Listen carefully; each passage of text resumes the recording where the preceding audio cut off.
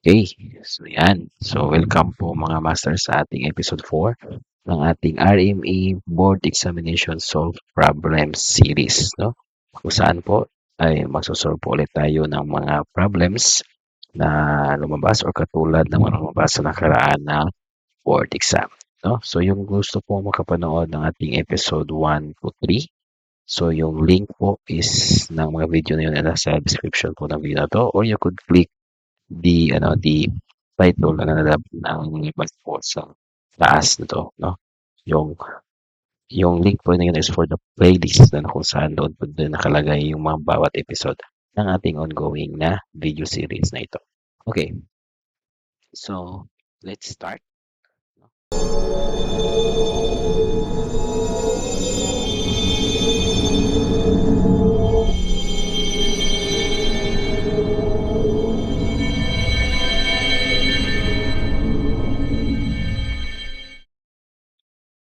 Okay, so ito yung pinakauna nating problem na isa-solve ngayon.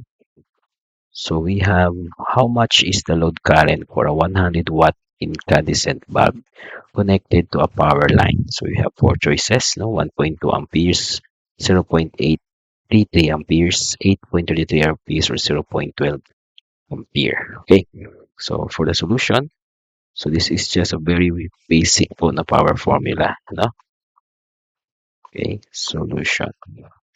So we have power is equal to E times I. So hinahanap natin is current. So hindi pa sa kabila. So we have power over I is equals to E. So gagawin po natin ngayon is to substitute the given. So yung given na power natin is 100 watts. Habang yung ating voltage is 120 volts. Okay.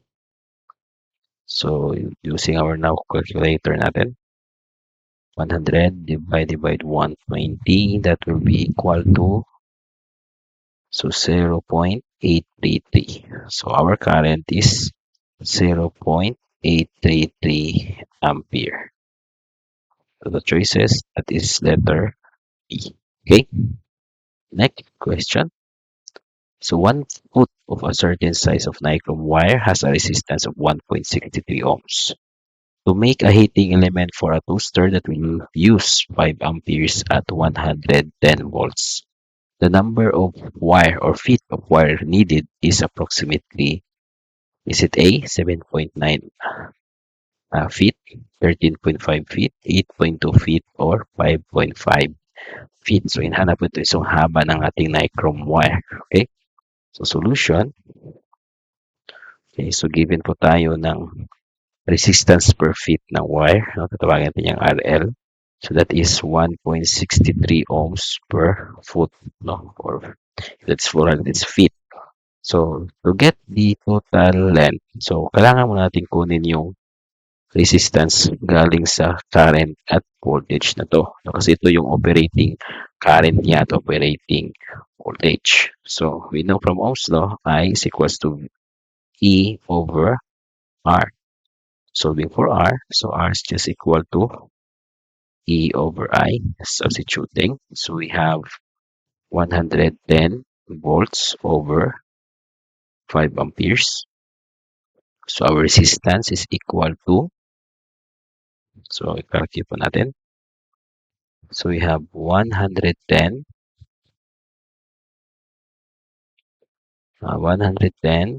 volts divided by 5. So, that will be 22. So, our resistance is 22 ohms. So, to get the length, so the length is just equal to our, resistance, no? Divided by our resistance per length. So, we have 22 ohms over 1.63 ohms per foot, no? So, 22 divided by 63, itong ohms natin ay makakancel. So, we have 22 divided by 1.63. So, this is equal to 13.496, no? 13.496 feet, or approximately equal to 13.5 feet, which is the answer is letter B. So, next na problem tayo. So, what is the approximate neutral current in a four-wire system with a phase A carrying 68 amperes, phase B carrying 88 amperes, and phase C is 96 amperes. So, is it 20 amperes, 30 amperes, 25 amperes, or 15 amperes? So, hinanap ko ito is the neutral current. So, as you can see from the given, so the current per phase ng ABC, so they are 68, 88, and 96 respectively, at hindi po sila balance. So, therefore, no, so this system could be a Y system, no, with neutral, no, may wala siya sa kanyang neutral. Okay, so solve for that one. So, meron po tayong formula nito, no? So, the formula is solving a neutral current for unbalanced three-phase system. So, IN is just equal to the square root of IA squared plus IB squared plus IC squared minus IE times IB minus IB times IC minus IC times IA, no? So, this formula also for all about AC circuit. So, I have also made a video about the AC circuit for those na magte-take ng RME board exam. So, yung link po ng video na to po is ilalagay ko dun po sa baba ng video na to, sa description ng video na to. Okay? So, first, gawin natin, sulat natin yung mga given natin. So, yung ating IA is 68 amperes. Our IB is 88. 88 amperes, and our IC is 96 amperes. Okay? Substituting now our given. So, IN is equal to, so we have 68 squared for our IA. So, pwede na po natin i-drop yung, kahit i-drop lang natin yung, yung, tawag doon, yung unit, kasi amperes na nataga yung unit for our neutral current. Plus 88 squared plus 96 squared minus, so this will be IA, so 68 times 88, tapos IB, so 88 times IC, 96, minus 96 times 68. Okay. So, IN is equal to, so calculate po natin. So, we have square root 68 squared plus 88. 88 squared plus 96 squared minus 68 times 88 minus 88 times 96 minus 96 times 68. Okay. So, the answer is 44, 4 square root of 39. So, if you want this one to decimal, so just press the ST po sa yung calculator. That will be equal to 24.98. No? So, 24.98 amperes, or approximately equal to 25 amperes. No? Letter C po sa ating choices. Okay. No? So, we have another problem here. No? So, you could pause po yung ating problem if you want also to solve, no? Before po natin, before nyo po makita yung, yung solution. Okay, so a toaster takes 10 amperes from a 120 volt line. So, the power is used. So, ano po yung power na nagagamit? So, solution. Okay, so power is equals to I times E.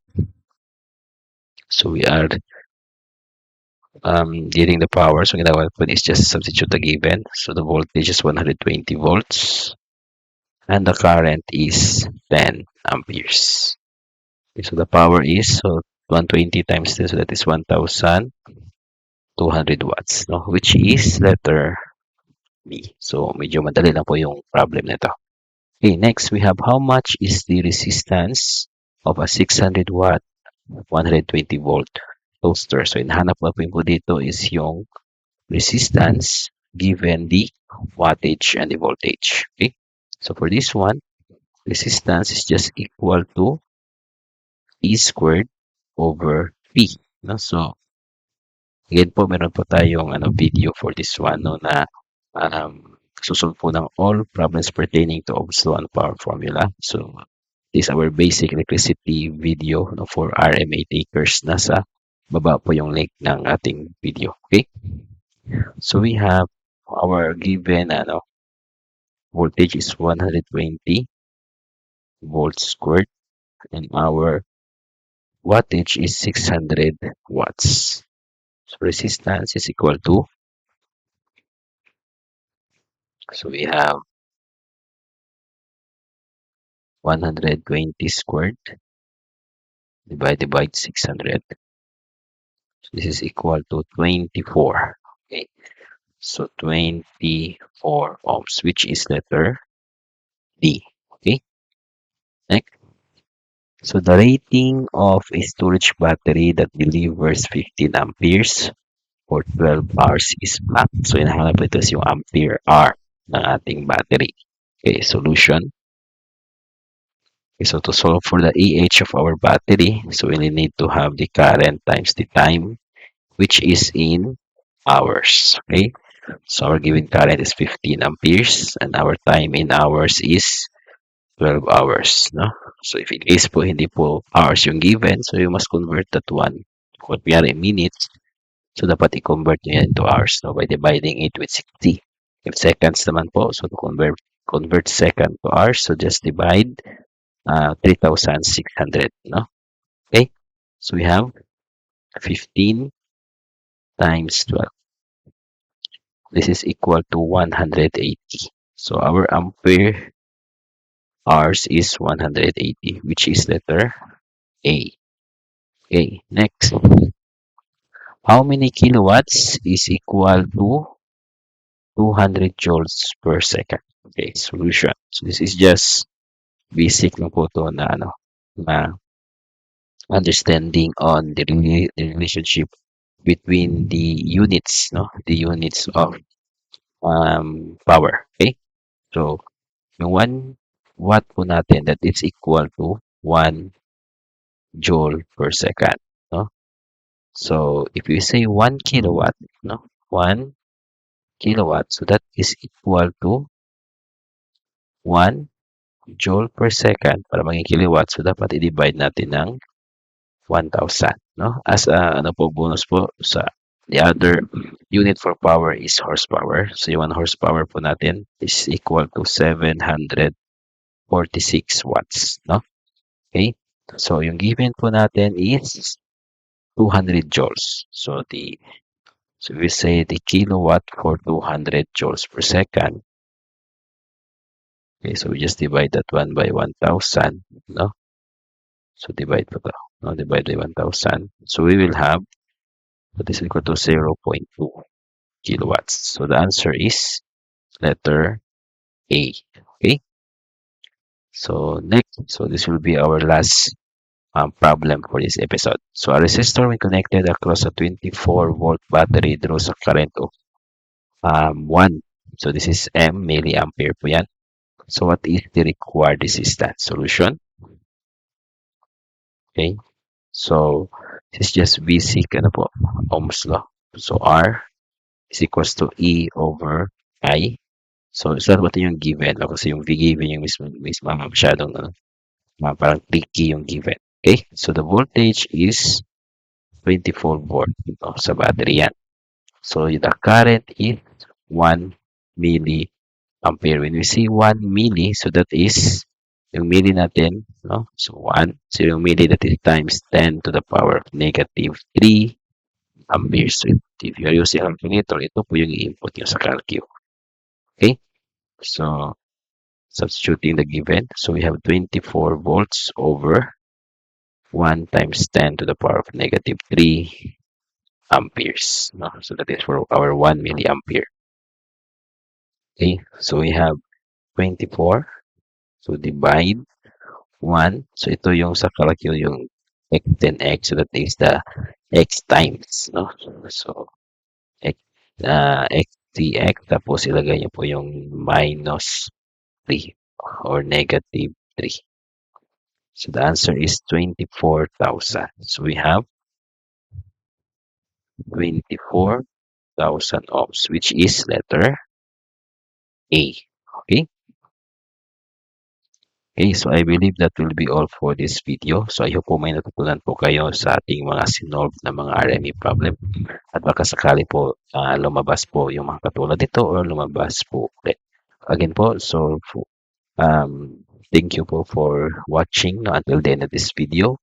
And I hope you will leave a comment and like sa ating video po. And also subscribe if hindi pa kayo nakasubscribe sa ating channel because it really helps a lot po para makagawa po ako ng mga ganitong klaseng video.